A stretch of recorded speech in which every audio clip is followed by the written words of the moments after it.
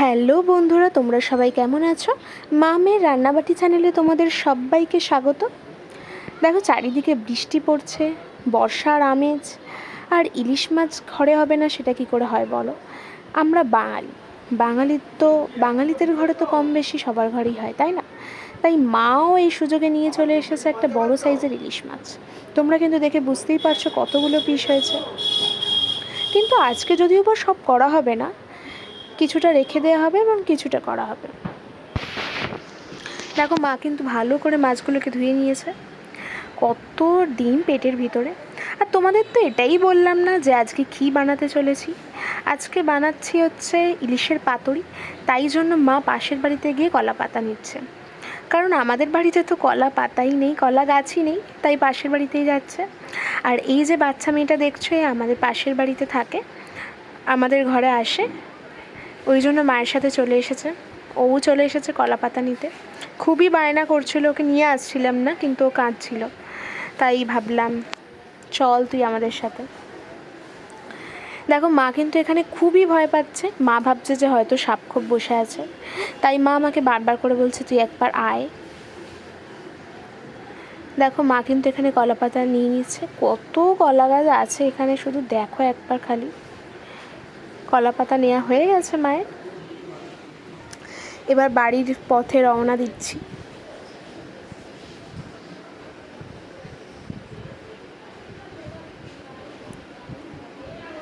দেখো, এই পাতাগুলোকে তোমরা একটু আগুনে তাপ দিয়ে নেবে, তাহলে খুব ভালো হবে। কিন্তু তার আগে ধুয়ে নেবে ভালো করে। তারপর পাতুরি বানানোর জন্য কয়েকটা কাঁচা লঙ্কা, সাদা সর্ষে, কালো সর্ষে এবং পোস্ত নিয়ে নিয়েছে। তোমরা কিন্তু তোমাদের যতটা পরিমাণ তোমরা মাছ নেবে ততটা পরিমাণ কিন্তু তোমরা মশলা নেবে। আর ঝালটা কিন্তু তোমরা যেরকম ঝাল খাবে তোমরা কিন্তু সেরকম অনুযায়ী ঝালটা দেবে। দেখো, মায়ের কিন্তু এখানে মশলা বাটা একদম রেডি।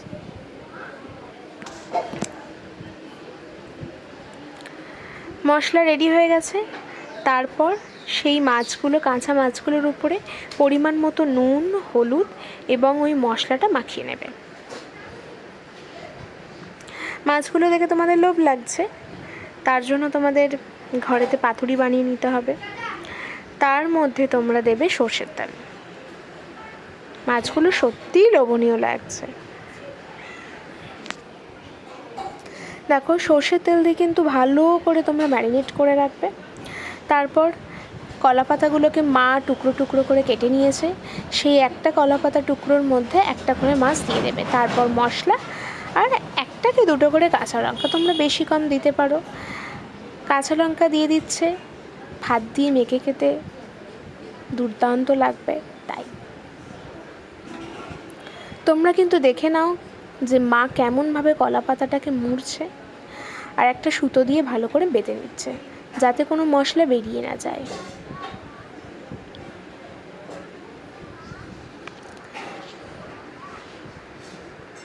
দেখো, এবারে মা দুটো মাছ দিচ্ছে। কেন, ছোট ছোট আছে এই মাছগুলো, তাই মা দুটো দিচ্ছে। এখানে মা সব কিছু সাজিয়ে রেখেছে, শুধু খালি এবার বাঁধবে দড়ি দিয়ে মুড়ে।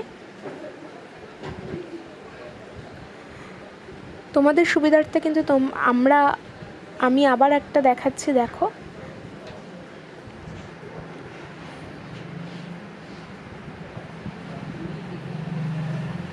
এই বাঁধাটা কিন্তু ভালো করে দেখে নাও, নালে কিন্তু সব মশলা বেরিয়ে যাবে, তাহলে আর খেতে ভালোই লাগবে না। দেখো, তোমাদের সাথে বক বক করতে আমার এগুলো সব কটাই বাঁধা হয়ে গেছে মায়ের। তারপরে একটা তাওয়া বসিয়ে নিচ্ছে, সেই তাওয়ার মধ্যে কিছুটা পরিমাণ তেল, সর্ষের তেল কি সাদা তেল তোমরা তোমাদের ইচ্ছে মতো দেবে। তারপর এই কলা পাতায় মোড়া মাছগুলো দিয়ে দিচ্ছে পরপর।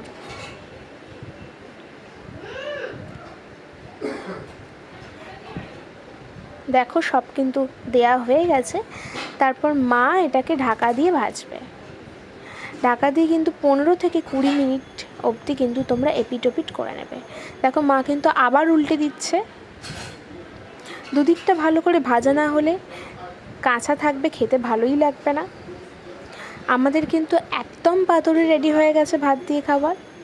দেখো ধোয়া ওঠা ভাত আর তার সাথে ইলিশের পাতুরি, এত সুন্দর খেতে হয়েছিল, তোমাদের বলে কি করে বোঝাবো। তার জন্য তোমাদের ঘরে এটাকে বানিয়ে ফেলতে হবে। তোমরা কিন্তু দেখে ঝটপট বানিয়ে ফেলো। খুবই সুন্দর খেতে হয়েছে, এক থালা ভাত নিমেষেই উঠে যাবে। তোমরা কিন্তু দেখে বুঝতে পারছো কতটা লোভনীয় লাগছে। ভালো লাগলে লাইক, কমেন্ট, শেয়ার আর সাবস্ক্রাইব করে দেবে। চলো পরের একটা ভিডিও নিয়ে আসছি।